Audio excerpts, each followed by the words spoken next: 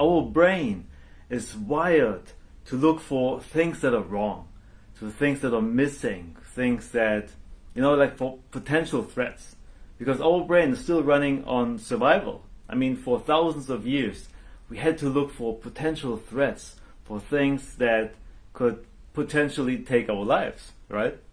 And in our modern lives, usually we don't tend to fight for survival that much anymore, but our brain doesn't know that. And so it still works in the same process. And we have to take a conscious effort to reprogram our brain and to look for the things that are good. I can tell you from my own life, I used to be really frustrated and also depressed because I was focusing on things like, with my eyesight. I was focusing on that I can't see without glasses. I was focusing with my autoimmune disease. I was focusing on all the struggles, the pain that I had with it associated, and the things that I had to go through on a daily basis. Or even simple things like, having to go such a long way to work, and such a long distance.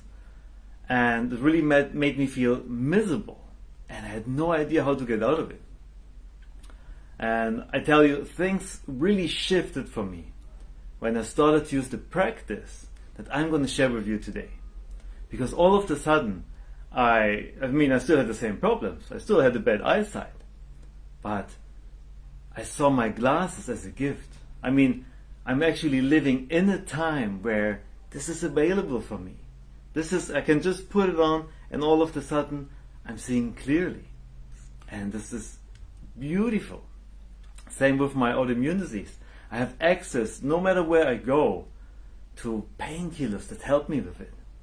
Or even by now, I don't even struggle with it anymore because I have access to books and courses and all kinds of information that help me to get it completely in control. So this is a gift. The time I'm living here right now, having access to all these things, is a gift. Even the way I have to go to work, it's a long distance, but I'm living in a time where we have transportation that makes it quick and comfortable to get to where you want to go. And so my situation hasn't changed at all, but my meaning for it changed, which also really fits to what we talked about last time. And the way I did it was simply with a gratitude exercise, learning to be grateful for even the little things in my life. And I tell you, at the beginning I was like, whatever, doesn't really, what should I do? I know it's there, why should it help me? But you know what? I still gave it a try, because I was already living miserable, so there was nothing that could make it worse. Everything that could help me to make it better, I want to give a chance. And so I started doing it. And I tell you that gratefulness opens up your senses, and all of a sudden you see, hear and feel all the miracles around you, and life really starts to shift. Not just with things like glasses or painkillers or things. When you learn to appreciate even the small things in life, everything changes. Because think about it. Even like those pots, all those plants from all over the world, or our furnishings, we usually take them for granted. And we're getting more and more stuff into our days in hope that we feel better. We get a new car or new dress or something, and then we feel better about it. For how long? A couple of hours, days, maybe weeks? That's it. So it doesn't really change anything. And if you can't appreciate and be grateful for what you already have, then more stuff or new stuff won't change it, because you won't be grateful for the stuff. So my exercise, my challenge for you this week is to actually start a gratitude journal. It can be a book, you can put it on your phone if you have Evernote maybe as an app, you can put it on your computer, wherever it is. But for the next 7 days, I want you to write a list. Spend 1 minute a day, 2 minutes, 3 minutes a day, maybe in the morning when you wake up or before you go to sleep.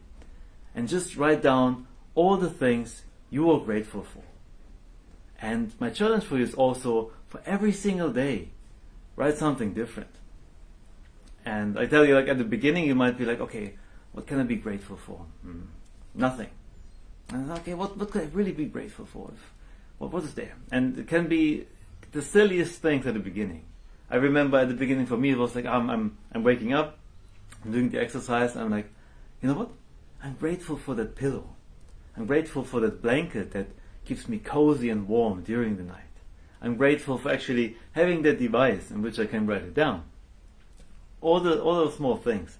But it really, you can already see it, it starts to put a smile on your face, and you're gonna see more and more things. When I'm going to work now, it's still the same way as before. I'm seeing all the colors, the trees, the flowers around me, and things are opening up to me, and my attitude is changing. My face is changing. I'm smiling more. I bring more energy to wherever I go, and people feel that, and they are reflecting that back to me. And maybe I even notice things that I haven't noticed before, and they make me happy. So just that little exercise can change a lot. And as I said, at the beginning of the whole challenge, do it now for the next 7 days. But if it works for you, keep on doing it for forever if you need to. Because this can be a real game changer. And it keeps you focusing on what's good in your life. It helps you to attract more good into your life. So write down everything you're grateful for in a journal. And actually, right now, if you're watching this, write it down underneath this video. So we can all share and maybe get an impression of what we could be grateful for. Because maybe you have glasses as well, but you weren't really aware of it. And so we can collectively lighten up our ideas, our knowledge, and bringing more focus into our lives. Because for me, the greatest thing of all this is that, things with glasses or furnishings, all these kind of things, there were people once who had an idea of it. An idea to make glasses, to help people, or maybe even themselves, to see better. But they had to go through a lot of struggles, taking risks, or finding ways out that they didn't know if they were working or not. But to make them happen, to make them real. And for us it's so easy accessible. And just that fact alone is something we can be grateful for. So I hope you liked the training. Like I said, write down what you're grateful for right now. And I'm sending you lots of love, light, and appreciation. And I'll see you next week.